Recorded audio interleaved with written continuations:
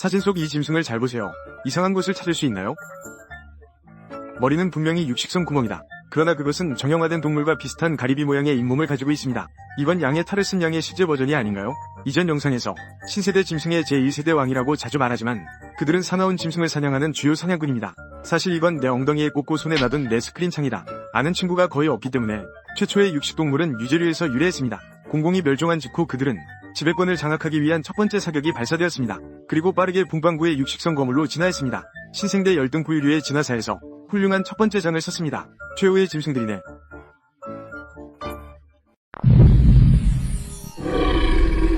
최후의 짐승을 언급하라. 누구나 가장 먼저 생각하는 것은 그는 아마도 안가문이 최후의 오크일 것이다. 이것은 매우 독창적입니다. 튼튼한 몸을 가진 선사시대 포유류, 4,500만 물결표 3,600만 년 전 몽골에서 생존, 80cm가 넘는 거대한 두개골, 다양한 마케팅 계정의 인벤토리 영상에 자주 등장하게 해주세요.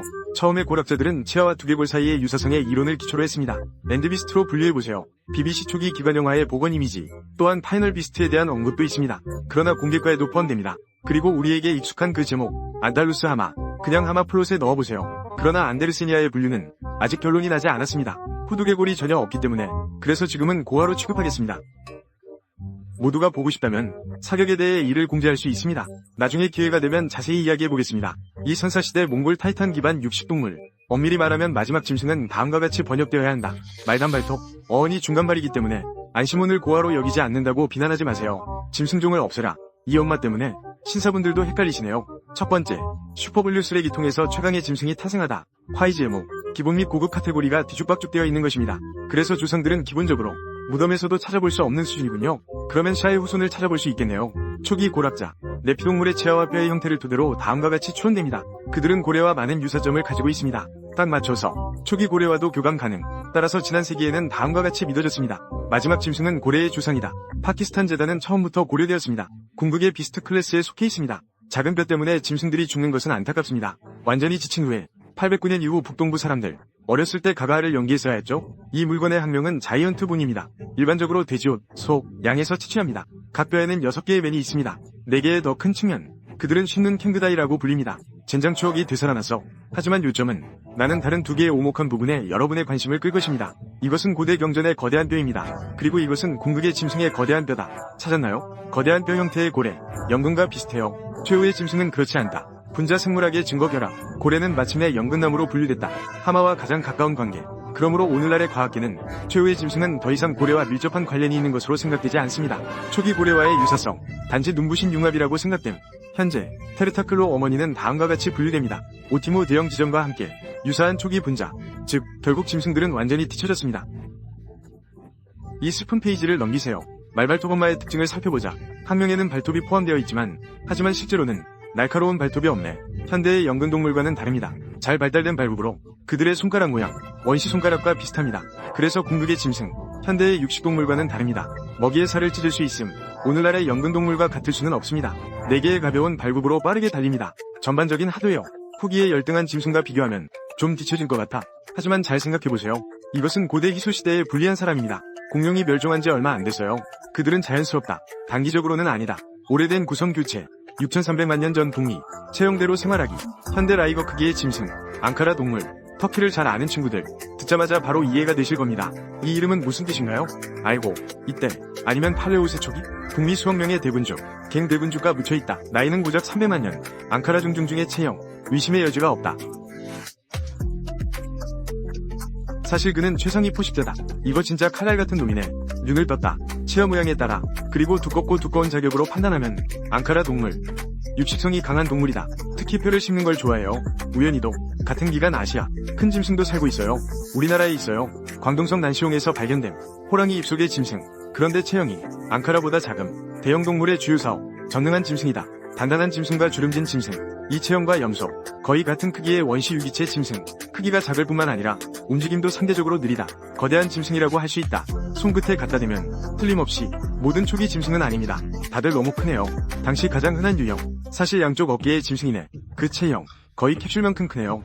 날씬한 몸매. 하지만 눈, 얼굴, 촉감, 고양이 껍질처럼 고진. 발가락으로 걷기, 발바닥 전체가 땅에 닿는 것보다 이는 유연성을 크게 증가시킵니다. 그러므로 어깨 위의 짐승, 북반구를 돌아다닐 수 있는 능력, 아시아, 유럽 및 북미, 그들의 화석이 발견되었습니다. 하지만 당시 지리적 제약으로 인해 짐승은 마침내 멸종될 때까지 계속될 것이다. 발을 들여놓을 수도 없었다.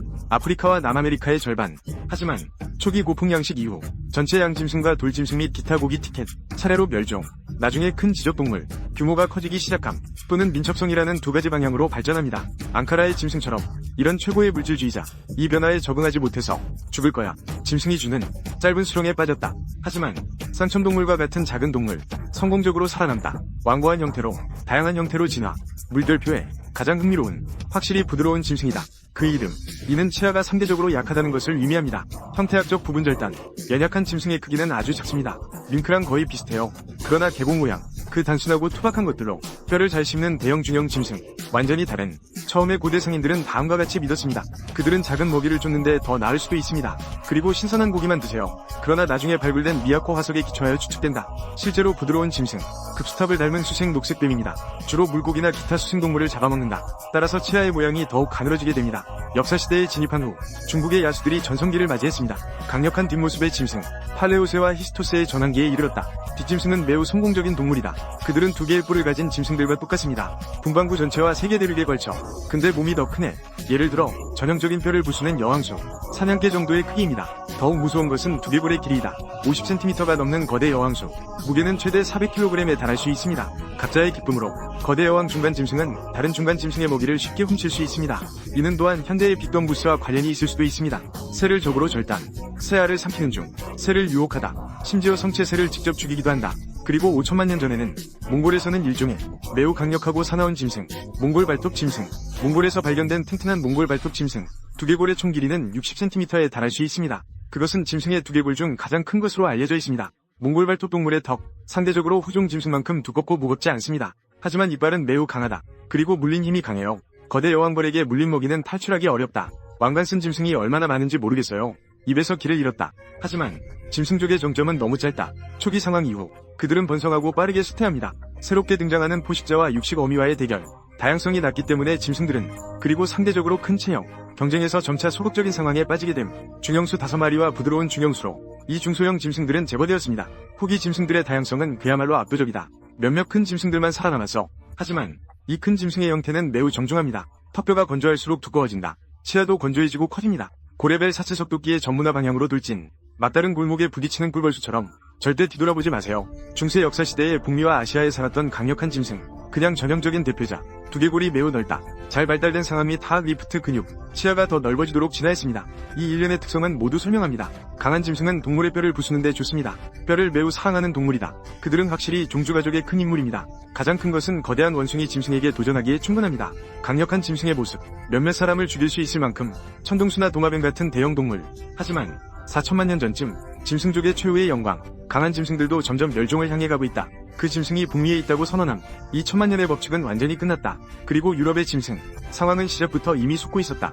아시아에는 마지막 모종 한 그루만 남았습니다. 과감한 역사 개편과 개혁의 경쟁 속에서 살아남아라. 이 짐승의 이름은 몽골 야수다. 그 모드에서 거대 이빨 몽골 짐승, 나의 조국 내몽고에서 발견된 알리누트 지역. 마치 강한 짐승처럼 몽골의 짐승은 여전히 일종의 강한 두개골과 높은 수준의 뼈 중독을 지닌 중형 짐승. 몸의 크기는 대략 100에서 200kg 정도이다. 이때 거대 순교 개혁은 아직 나타나지 않았다. 같은 시대의 몽골 짐승과 비교하면 몽골 짐승은 체형은 그래도 확실히 커졌네요. 정면 충돌 중 우위를 점할 수도 있다. 하지만 의심의 여지가 없습니다. 그것은 이미 중수족 최후의 날의 여운입니다. 새로운 시대, 더 이상 이 절박한 고고 가문에 속하지 않습니다. 약 3600만 년 전 마지막 몽골 짐승, 몽골의 광활한 황야에 쓰러진 루시몬, 도그벼쉘 및 카니버 우드의 니키코쉘, 레시몬 왕조의 새로운 시대를 열다. 호유류의 눈부신 속에서 짐승은 매우 중요한 사냥 집단이다. 공룡이 멸종한 후 불과 몇백만 년 안에 당시 고지대 최고의 포식자가 되었습니다. 개엄마 소이엄마 등 어르신들과 함께 공룡의 멸종으로 인해 남겨진 공백을 빠르게 포착하세요. 공동으로 개척한 수유사냥, 초기 고대 양식에서 북반구의 지배, 연민, 중국의 야수 사냥군이 훌륭한 사냥군의 조상이라는 컨셉으로 새로운 과학 연구로 인해 뒤집어졌습니다. 종수 원팅은 후순위 없는 완전히 멸종된 수렵대. 그 이후로 나는 벤치에 있었다. 고생물학자들은 더 이상 심각하게 받아들이지 않습니다. 하지만 뒷 근육이 있는 대형 육식동물이기 때문에 종수호 가족은 확실히 우리가 기억할 가치가 있습니다. 노을이 안 좋아 보여도, 하지만 내일은 해가 뜰 거야. 더 빛나고 아름다워질 거예요.